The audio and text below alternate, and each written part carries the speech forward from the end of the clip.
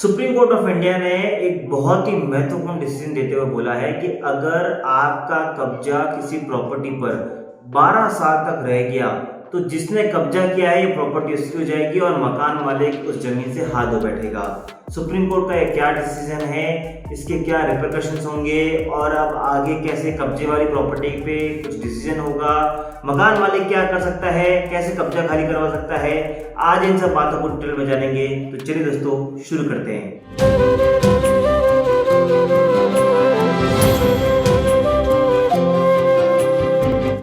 नमस्कार दोस्तों, मैं हूं एडवोकेट नमन मनोहर और आप देख रहे हैं लीगल शॉर्ट्स, वो चैनल जो आपको देता है कानून से जुड़ी हर छोटी से बड़ी जानकारी।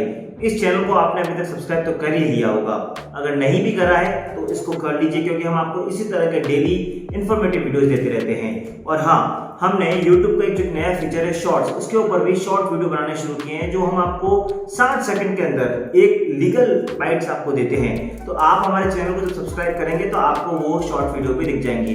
तो आज हम बात कर रहे हैं उस जजमेंट की जिसने पूरे देश में एक नए तरह की क्रांति को ला दिया है। जी हाँ, अक्सर क्या होता है, आपने देखा होगा आपके घर पे या आपके आस पड़ोस हम किसी न किसी को अपनी प्रॉपर्टी रहने के लिए दे देते हैं। चाहे दुकान हुआ, किसी को दुकान खोलने के लिए दे दिया, या फॉर एग्जाम्पल किसी को मकान रहने के लिए दे दिया, और या फिर किसी ने किसी की प्रॉपर्टी पर कब्जा कर रखा है।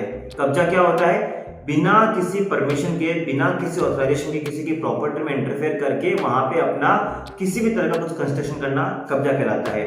तो अगर कोई इस तरीके से किसी प्रॉपर्टी पर है, कब्जे में है, या आपने किसी को प्रॉपर्टी दे रखी है और आपने उसको ऑब्जेक्ट नहीं किया है, अगर ये सिलसिला 12 साल तक चलता है, जी हाँ 12 साल तक अगर ये सिलसिला चलता है तो आप उससे वो प्रॉपर्टी वापस नहीं मांग सकते। वो प्रॉपर्टी उस पर्सन के पास चली जाएगी जिसको आपने रहने के लिए दी है या जिसने आपकी प्रॉपर्टी पे कब्जा किया है। ये बात अब सुप्रीम कोर्ट ने क्लियर कर दी है। इससे पहले क्या हुआ था, आज से पहले जब जजमेंट आने से पहले सन 2004 में सुप्रीम कोर्ट की 2 जज बेंच ने एक लैंडमार्क डिसीजन कहा था। उन्होंने कहा था कि इस तरह का कॉन्सेप्ट इंडिया में नहीं लागू करेंगे और अगर प्रॉपर्टी पे 12 साल रह भी जाए तो उससे कोई फर्क नहीं पड़ता। और फर्क नहीं पड़ेगा तो अगर मकान मालिक को जिस दिन जगता है, चाहे वो 25 साल बाद जगे, चाहे वो 50 साल बाद जगे, वो जब चाहे कब्जाधारी पर्सन को हटा सकता है और अपनी प्रॉपर्टी वापस ले सकता है। यानी जो पूरा कॉन्सेप्ट है, जिसे लॉ में कहते हैं एडवर्स पोजीशन, वो लागू नहीं होगा। लेकिन अभी honourable supreme court of India ने इस जजमेंट को सेट असाइड कर दिया और ये बात साफ कह दी कि नहीं, हम उस जजमेंट से वाकिफ नहीं रखते हैं और हमारे हिसाब से अब एडवर्स पोजीशन का कॉन्सेप्ट इंडिया में लागू होगा।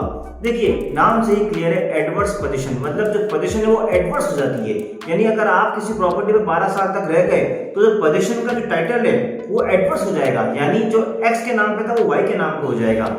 यानी सरल शब्दों में अगर मैं सुप्रीम कोर्ट की बात को कहूं तो अगर किसी ने किसी की प्रॉपर्टी पर 12 साल तक कब्जा कर रखा है तो अब वो प्रॉपर्टी उस पर्सन की हो जाएगी जिसने कब्जा किया है और मकान मालिक अब इस पे से हाथ धो बैठेगा।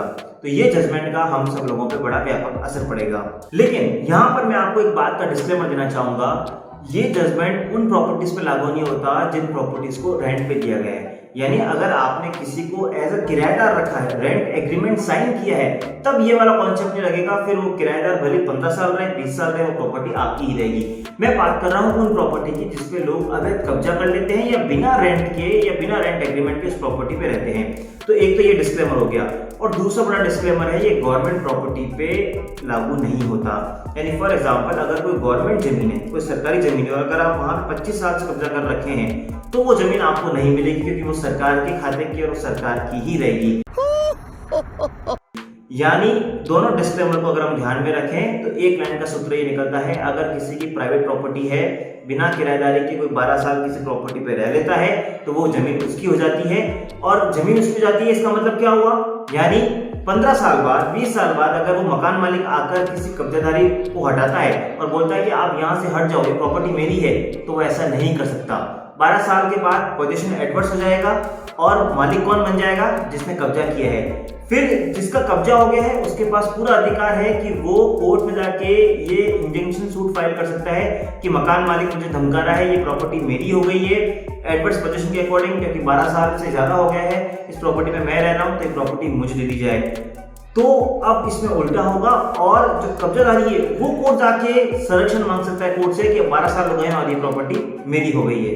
अब हम थोड़ा सा सुप्रीम कोर्ट जजमेंट को और डिटेल में जान लेते हैं। सबसे पहले तो मैं जजमेंट का नाम बता दूं, रविंदर कौर वर्सेस मंजीत कौर। 3 जजेस की बेंच थी जिसने ये डिसीजन दिया है। अब मैं इस पूरे जजमेंट का सिर्फ एक इंपॉर्टेंट पैरा पढ़ लेता हूँ आप लोगों के सामने, पैरा 59। तो para 59 says we hold that a person in possession cannot be ousted by another person except by due procedure of law, and once 12 years period of adverse possession is over, even owner's right to eject him is lost, and the possessory owner requires right, title and interest possessed by the outgoing person / owner as the case may be, against whom he has prescribed. In our opinion, consequence is that once the right, title or interest is acquired, it can be used as a sword by the plaintiff as well as a shield by the defendant within ken of Article 65 of the Act, and any person who has perfected title by way of adverse possession can file a suit for restoration of possession in case of dispossession. In case of dispossession by another person by taking law in his hand, a possessory suit can be maintained under Article 64 even before the ripening of the title by way of adverse possession. By perfection of title, on extinguishment of the owner's title, a person cannot be remedialess in case he has been dispossessed by the owner after having lost the right by adverse possession. He can be evicted by the plaintiff by taking the plea of adverse possession. Similarly, any other person who might have dispossessed the plaintiff having perfected title by way of adverse possession can also be evicted until and unless such other person has perfected title against such a plaintiff by adverse possession. Similarly, under other articles, also in case of infringement of any case of his rights, a plaintiff who has perfected the title by adverse possession can sue and maintain a suit. तो दोस्तों, para 59 में honourable supreme court of India ने इस बात को वापस clear करा है और वही इस पूरे वीडियो का समरी है कि अगर आपने 12 साल तक किसी प्रॉपर्टी पर आप हैं तब तक तो मकान मालिक उसका कब्जा रखेगा, उसका हक रखेगा।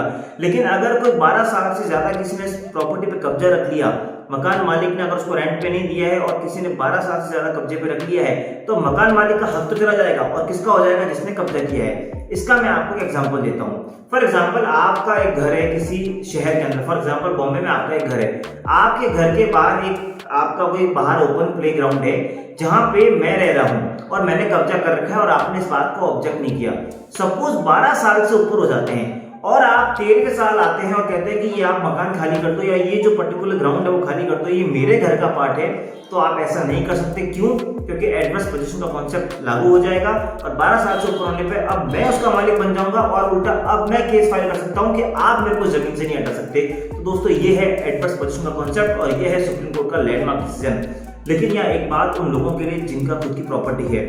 अगर आपको लगता है कि आपकी प्रॉपर्टी पे कोई कब्जा करके बैठा है तो 12 साल के अंदर अंदर आप संबंधित कोर्ट में केस फाइल कर दें। अगर आप 12 साल तक चुपचाप बैठे रहते हैं, हाथ पर हाथ धर के बैठते हैं, तो वो प्रॉपर्टी आपके नाम से चली जाएगी। ये स्पेशली उन लोगों के लिए है जो इंडिया में नहीं है, जो बाहर बस चुके हैं या एनआरआई हैं और उनको लगता है कि उनकी प्रॉपर्टी की देखभाल के लिए कोई नहीं है। तो मेरा ये मानना है आपको किसी पर्सन को अपॉइंट करना चाहिए, पावर ऑफ अटॉर्नी दे दीजिए भले, लेकिन आप 12 साल के भीतर उस प्रॉपर्टी पे एक्शन लीजिए। अब एक और सवाल उठता है कि 12 साल का टाइम स्टार्ट कब होता है? ये होता है जिस दिन से कब्जा लिया गया है उस दिन से।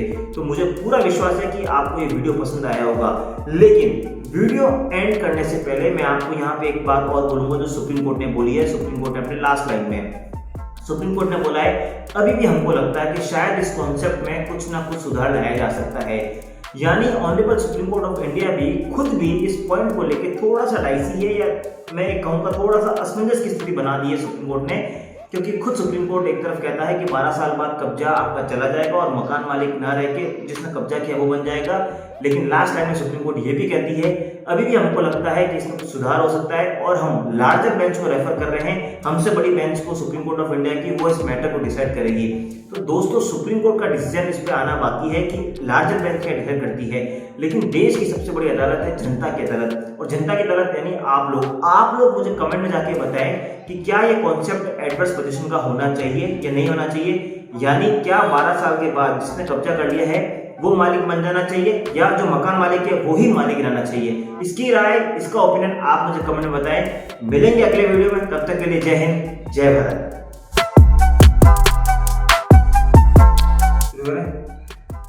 ये स्टार्ट है सर। अरे यार ऐसे क्यों कर रहे हो?